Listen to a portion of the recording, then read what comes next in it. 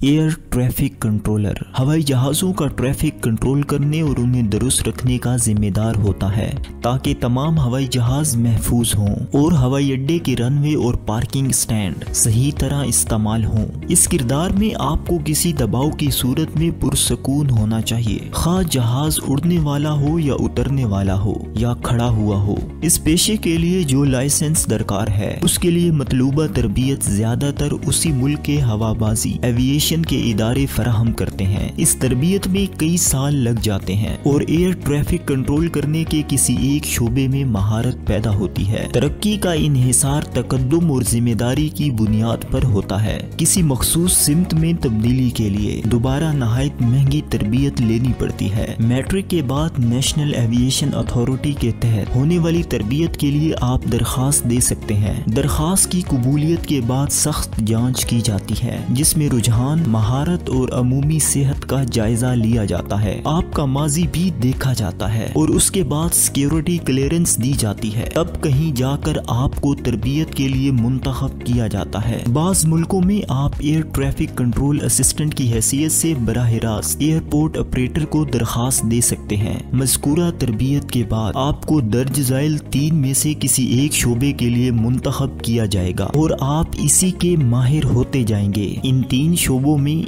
Area controller, departure controller और tower aerodrome शामिल हैं। तजर्बे के बाद आपको इंतजामी जिम्मेदारी भी सौंपी जा सकती है। एयर ट्रैफिक कंट्रोलर बनने के लिए किन काबिलियतों की जरूरत होती है? बात करने और सुनने की अच्छी महारत हो ताकि पायलट और दीगर अमले से दुरुस्त बात कर सके और समझा सके। बेहतरीन इंतजामी महारत रखता हो ताकि मुख्तलिफ उड़ानों की आमदोरफ्त को देख सके और अहम उमूर तरतीब दे सके। अच्छी अददी महारत हो ताकि हवाई जहाज की रफ्तार और फासले की पैमाइश के मुताबिक ठीक तखमीना कर सके। पेचीदा और फौरी मसाइल के हल के लिए तेज, महफूज, इख्तिराई हल पेश करने के काबिल हो। तवज्जो और दुरुस्तगी की सलाहियत रखता हो ताकि हवाई जहाज की हिफाजत को यकीनी बनाया जा सके। इस शोबे में मजीद मौके। Number 1, area controller. ये हवा में मौजूद हवाई जहाज रास्ते को देखता और उसकी निगरानी करता है। ये जॉब अमूमन बड़े इलाकाई एयर कंट्रोल सेंटर में होती है। नंबर 2,